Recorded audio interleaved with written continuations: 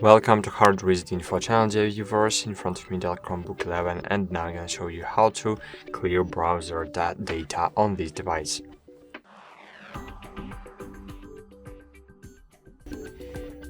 To clear browser data, first of course you need to open the browser. Of course you have Google Chrome browser.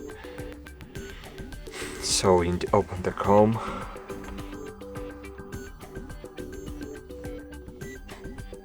And then here click on the three dots button and click History. Then click History again. And here you will see the history of your browsing. Then click Clear Browser Data. Choose the range of the time you want to clean the data.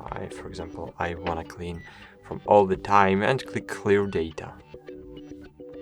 Cool, data was successfully removed from my Chrome OS.